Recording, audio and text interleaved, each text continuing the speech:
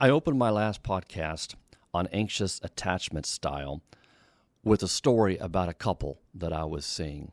And I told it from the perspective of, in this particular case, the female member of the couple who had anxious attachment. And she was just crying out, why can't I get the love I need from my partner? What I want to do is open up with the same couple when I talk about avoidant attachment style today and share what it's like from the other person's perspective. So the same couple that I was seeing, as the female partner was crying out, I need more, it's not enough, why can't I get the love I need? I happened to glance over, in this particular case, to the male partner of this couple, and he was completely expressionless. And you could see this look on his face as if he was completely unaffected by the crying, the longing, the overwhelming emotion that was coming off of his partner. And by the way, I should say I'm using female as anxious attachment and male as avoidant attachment, but by no means do I mean to box them in, because this could easily be the other way. There's plenty of males that are anxiously attached and plenty of females that are avoidantly attached. So for this example, it just so happens this couple I'm drawing on, which, by the way, this is a composite couple. I've seen many couples like this over the years. So this is a composite of what I have seen, but I want you to assume that somehow I'm boxing them in and saying all females are anxious and all males are avoidant, because that certainly is not the case. The purpose of this illustration is that the partner was completely shut down, completely removed. And on the outside, it looked like he was completely unaffected by anything his partner was saying or any of the emotion that his partner was feeling at the time. And it didn't take me long. I knew it beforehand, but certainly in that moment, I knew exactly what was going on with this person because of the avoidant attachment style, that inwardly he was feeling all kinds of feelings, but outwardly he had shut himself down. And that's a little bit of the hallmark of the avoidant attachment style, and that's what we're going to talk about today. Welcome to Trauma-Free Relationship, a podcast that provides support and guidance to help heal the wounds of attachment trauma. Whether you find yourself struggling with unresolved issues in the past or have experienced trauma in your current relationship, our goal is to provide accurate, scientifically informed information, as well as the tools to help you create a secure connection between you and your partner. And here's your host, Tom Philp. Okay, let's dig into the avoidant attachment style.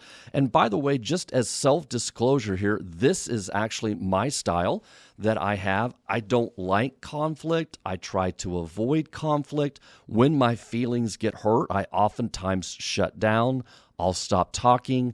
I'll go to my head. Instead of staying in my heart with my emotions, I'll remove myself emotionally. I'll try to figure out what can I do to make this better.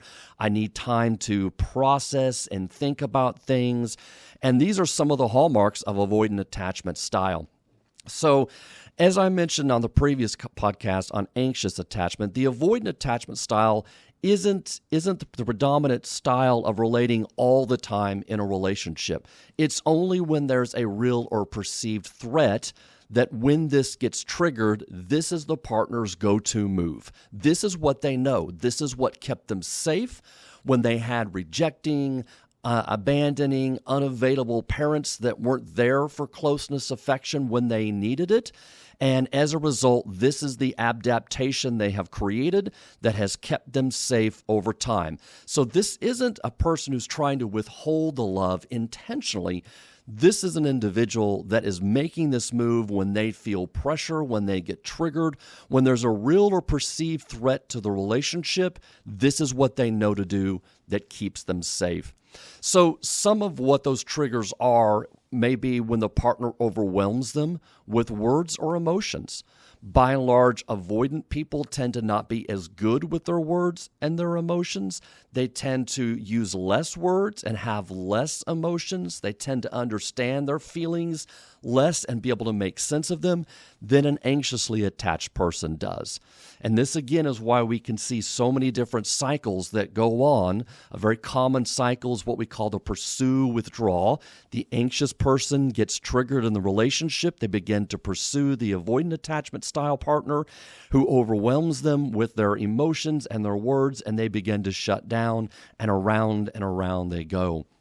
And so these two different styles of coping is part of what creates those cycles. And I've got another podcast I talk about that, where I talk about trauma cycles, if you want to go into more detail and learn more about that. But the avoidant attachment style gets triggered with overwhelming words or emotions. They get triggered when they get signals from their partner that they're not getting it right. They feel attacked. They feel criticized.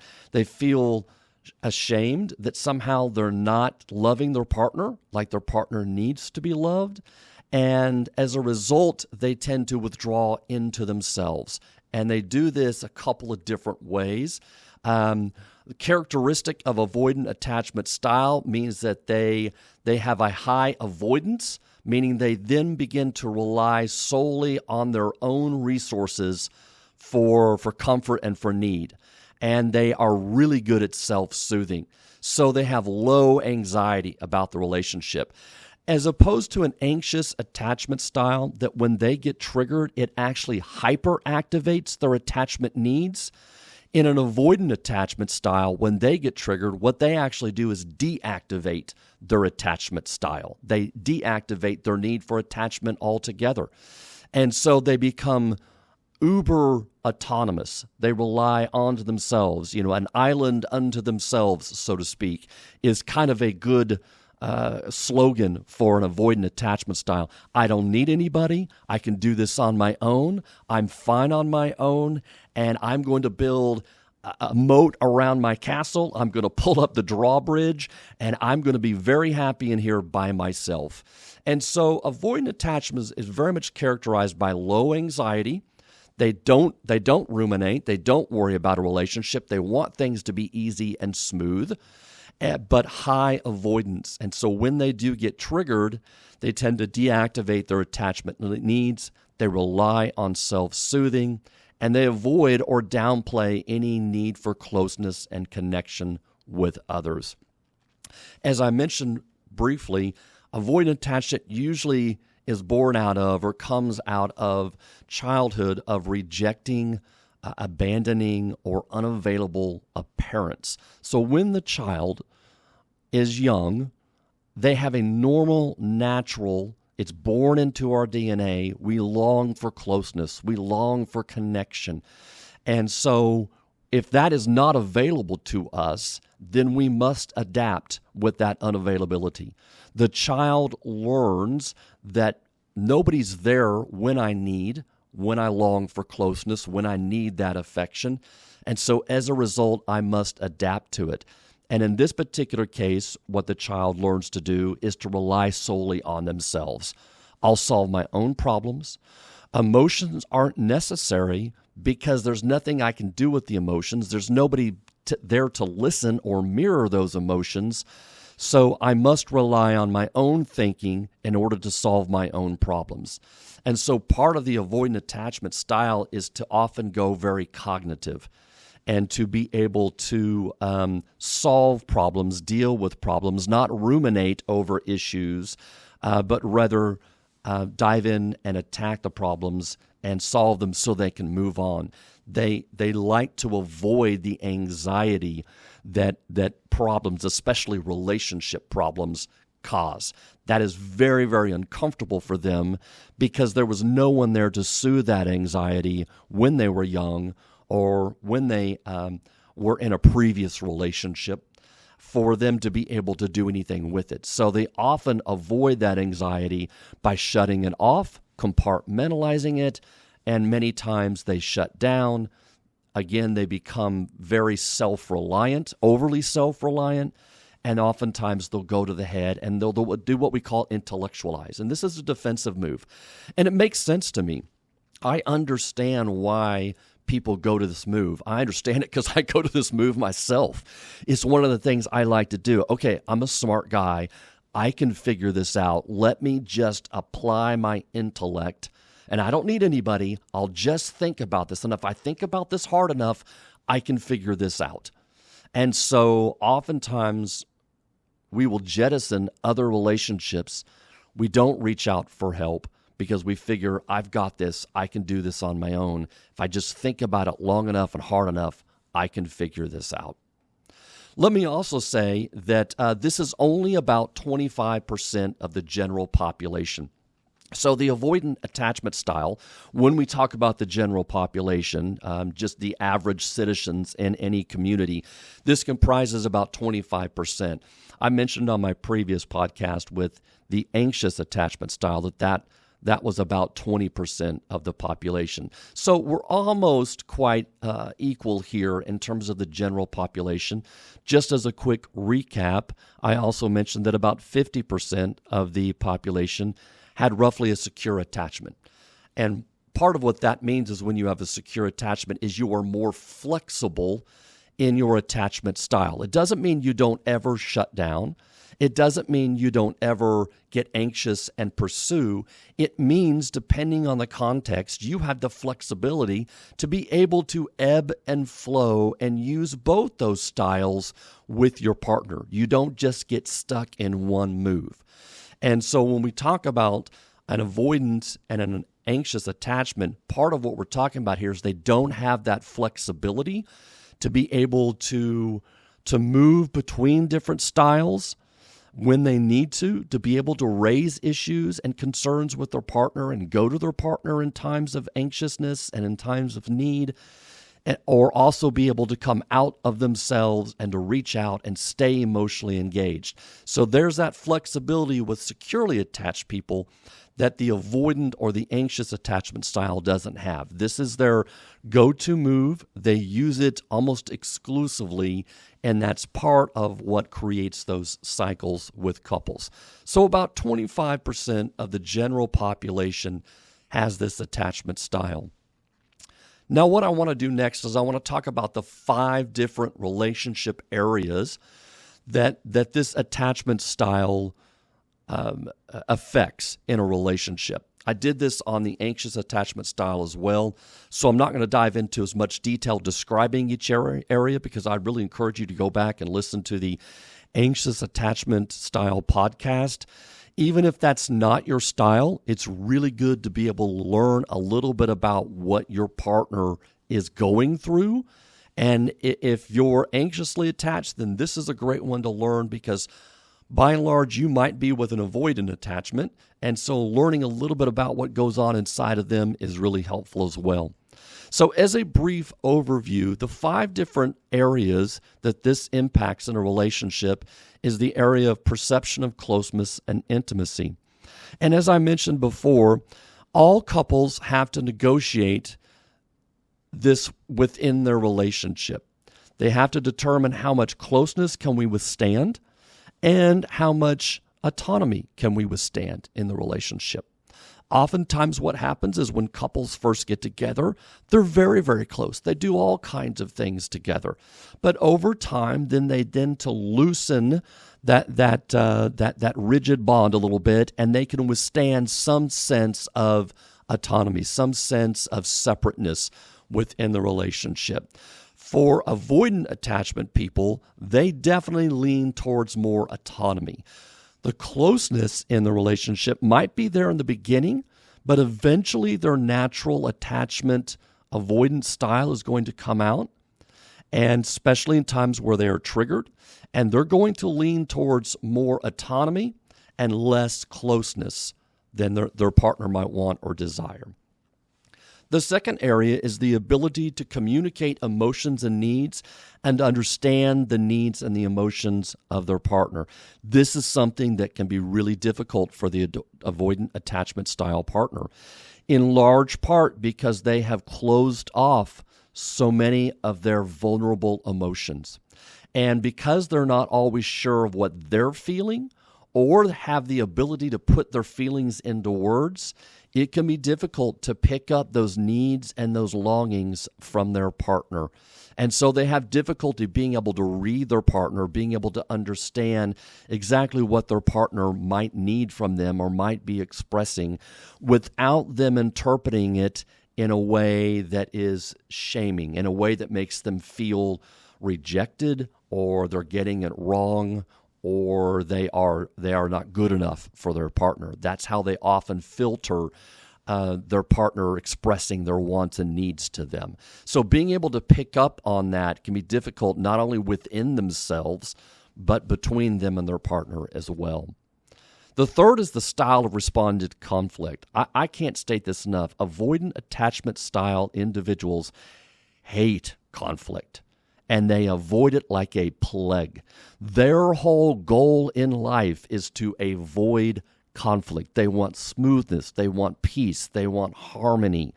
Now, the way they try to avoid it is to remove themselves or to shut down and no longer be emotionally available to their partner, which ends up actually creating more conflict. So their go-to move of being avoidant and resisting conflict actually in some ways creates more conflict for them.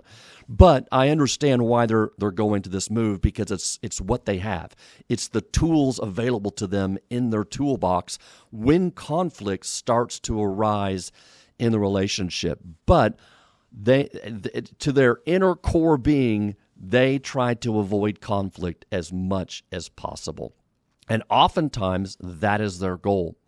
I might add here that in addition to them emotionally removing themselves and, yes, being avoidant to conflict, shutting their emotions down, intellectualizing as a defensive pattern, what they also can do, and this looks a lot this way to their anxiously attached partner, is they will get angry. So when the avoidant attachment person gets pushed or gets too overwhelmed by what's happening and there's no way out, then oftentimes they feel backed into a corner and they can explode. And so that is their other style of responding to conflict, is to be very quick to anger, to explode, and they're doing that because they're trying to end the conflict as quickly as possible. This is the only other move that they know. Either I can remove myself, but if that avenue is not available to me, then I have got to be able to get out of the situation. And so I will explode. I will be angry. I will say hurtful, meanful things, anything to get my partner to back off and back away, especially from the overwhelming words and emotions that are coming at me in that moment, and to get my partner to stop this conflict.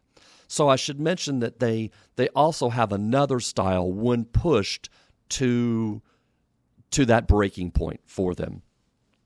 The fourth area is the internal expectations or internal models of themselves and others in relationship. Again, if you've grown up where there was never really a responsive person, a responsive adult in your world when you were needing closeness, when you were needing protection, when you were needing connection, then that informs how you see yourself. And part of their reliance on their autonomy is born out of that situation. Well, nobody's going to be there for them, so I'm going to deactivate my attachment need. I'm going to deactivate my need for connection altogether, and I'm going to internalize that to mean that oftentimes I'm not worthy of love. Oftentimes I don't know how to love right because I've never been told I'm getting it right. And I don't know how to make a person happy because the only messages that I get sent are the ones where I'm getting it wrong. So this informs sort of the template of what they use in their relationships. The fifth and final area of the relationship that the avoidant attachment style impacts is the ability for introspection and the ability for insight. Oftentimes, the avoidant attachment person will struggle to be able to look inward, struggle to be able to understand what's happening, and struggle to be able to put words to the process that had broken down between them and their partner. And so their ability for introspection gets blocked, and in that block, they oftentimes get stuck in the area where they don't know what to do. They don't know how to change it because they're not able to reflect on their own role in those interactions at times. So those are the 5 different areas that the avoidant attachment style impacts in a relationship. What I want to do now is let's walk through each one of these and let's talk about what the avoidant attachment style looks like in each one of these 5 different areas. So in the area of perception and closeness and intimacy, oftentimes the emotionally distant and rejecting partner avoids closeness. They sort of keep their partner at arm's length. When they get triggered, as I've said, it deactivates their attachment needs, meaning it doesn't turn it on and it doesn't turn it into hyperdrive. What it actually does is turns it off because there's been nobody there that's been able to respond to them, so there's no need to be able to reach out for others. They've turned that need off. Oftentimes, they will fear intimacy, and they will see it as a loss of their autonomy. They will see too much closeness as a threat to their autonomy, to their need to rely upon themselves. Not only that, but it's very difficult for them to depend on a partner or allow their partner to depend on them. So oftentimes you will see them expressing how their partner needs to learn to self-soothe better. Well, I can soothe myself. That's what you need to do too. Yeah, that makes sense to me. From an avoidant attachment style, I can see why they say, ooh, there's too much emotion there. You need to learn how to self-soothe. Oftentimes what I'll hear the avoidant attachment person say is, my partner needs hobbies. They're relying on me too much to give them everything and be everything for them. Boy, they need some friends. They need some hobbies to be able to go do. I've got that stuff. It's healthy for me. They need that as well. And again, within the frame of attachment, I can perfectly understand why that's their attitude towards their partner. What they're not taking into account is when their partner feels too much distance in the relationship, the anxiously attached style, it actually hyperactivates their needs for closeness. Something that no hobby or no set of friends can give them in the way they need from their partner. So they're kind of missing the whole goal of an attachment style and the attachment need that is as encoded into our DNA as a human being. They're kind of missing that point because they've learned to not rely on it. They've learned to eschew that need themselves. So the avoidant attachment style always keeps the partner a little bit at arm's length. They sort of, to use a football metaphor, they stiff arm the partner. If you've ever seen a football game where somebody's running towards the touchdown with the football and there's another opposing team member trying to tackle them, they will put out an arm and they will stiff arm that person to keep them at a distance so they can freely run into the end zone without being tackled. That's a little bit about what it's like to be in a relationship with an avoidant attachment person. They're always kind of stiff arming the partner. They're always kind of keeping them at a distance. All right, what is the ability to communicate emotions and needs and understand the needs and emotions of their partner? Well, to reiterate, it's very difficult at times. Communication can often be very intellectual, and it can not involve expressing emotions. So intellectualizing is a go-to defensive move for the avoidant attachment style because they're trying to solve the problem and give their partner what they need without having to activate their attachment needs. They've turned that off. And so they're wanting to avoid that altogether. So the only move they've got left is, I need to be able to think about this, and I need to be able to solve the problem from an intellectual standpoint, which misses the whole idea of an attachment relationship. It is an emotional bond. It is not a problem to be solved, or it is not an intellectual dilemma to be figured out. It is an emotional bond. And so for the avoidant attachment style person, they're using their head to try to get what they need in a relationship, which is peace and harmony and no conflict, but they're not coming online with their heart, and they're not allowing themselves to reach out in times of need, to be there emotionally for their partner, and even show up for themselves emotionally as well. A lot of attachment work we do with our couples is we help them be able to show up for themselves emotionally when we're dealing with avoidant attachment style partners, so that they can begin to bring those feelings back into their embodied sense of self, back online, if you will. I don't always like that term because we're not computers and we're not internet connections, but I understand where it comes from and it makes sense on some level. So we try to bring that back into an embodied sense of a part of who they are. And once they begin to feel that and process that, and they begin to not constantly turn off their emotions, then they have the ability to be able to understand and read their partner and be more emotionally available and responsive to their partner as well. So the third style is responding to conflict. And the avoidant attachment partner, as I said before, they are going to avoid conflict at all cost, as much as possible. They try to really avoid this. So they may shut down, they may withdraw emotionally. As I mentioned before, they may explode in anger. If they feel overwhelmed, if they can't escape the stress that they're feeling in the moment, then the only other option is to push away the partner. And I don't mean physically, but to explode in anger, to say hurtful things, to sometimes even go for the jugular, to say something about their partner's most vulnerable emotions or needs, and to criticize that because that is what they know will work. And so anything oftentimes to get their partner to stop and shut down so they can get out of this conflict. That is what they're going to do if they're not allowed or able to remove themselves from that as well. The internal working model of self and other. This comes right out of the attachment research.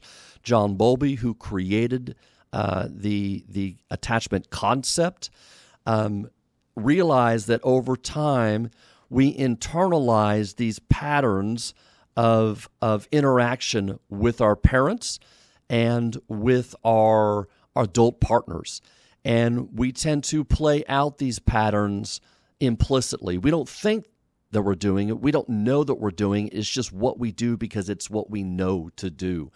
And so for the avoidant attachment style person, they prefer autonomy to closeness and connection. Their independence is a priority, and they prioritize that in the relationship. And as I said, they dismiss or downplay relationship issues often. One of the things I'll hear with couples a lot, especially from the avoidant partner, is this isn't that big of a deal. Why are we talking about this? This isn't that big of a deal. I had a couple the other day that got into an argument, and actually they resolved it successfully because they've been in treatment long enough that they're doing a great job. They're really beginning to understand their cycle. But the whole thing started and came up around a breakfast burrito. And as we were processing this and talking through this, of course, we all realized it wasn't about the burrito.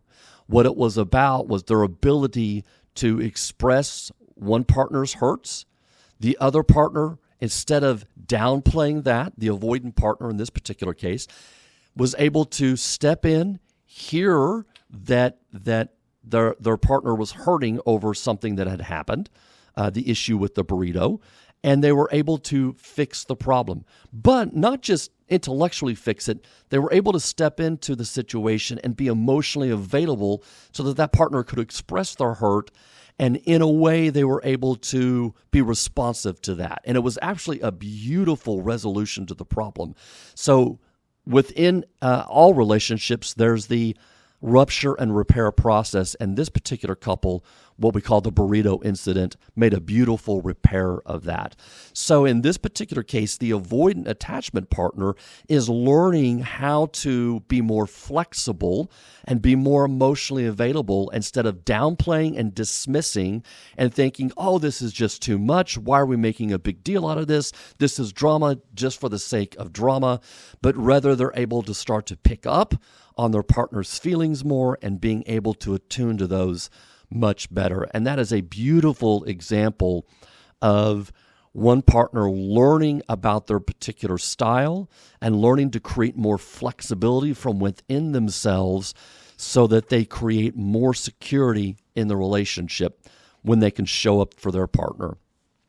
Finally, the reflective function. And this certainly plays a huge role in the avoidant attachment style as well, because the attachment partner who is avoidantly attached struggles to reflect on their feelings. As I've mentioned many times, they tend to intellectualize the events. They tend to downplay them in large part because they're trying to avoid a conflict. They're trying to avoid any argument that comes out of it. They struggle to understand their partner's intentions and motivations, so they may filter things merely from a perspective of they're not getting it wrong, they're not good enough, they're not measuring up. These are the kinds of messages that they hear from their partner, regardless of what their partner might say. Their attachment style is filtering those messages as they are not good enough. And they have trouble tolerating negative emotion and will quickly move to a protective maneuver, as I've said, like intellectualization, in order to downplay or dismiss their feelings.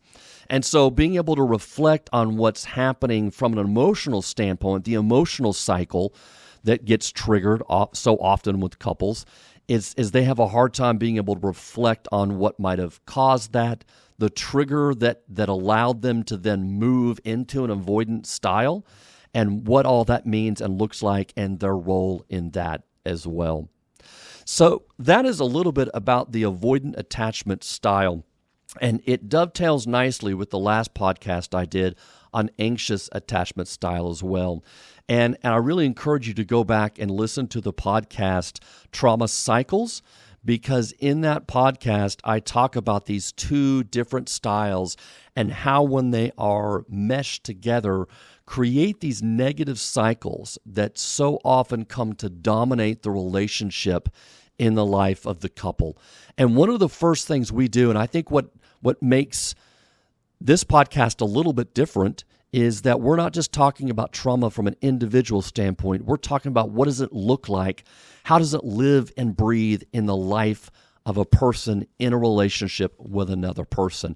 And those trauma cycles, when they get activated, they create so much pain and so much frustration for each partner because they don't know how to resolve them. They don't know how to make repairs to those ruptures when they occur.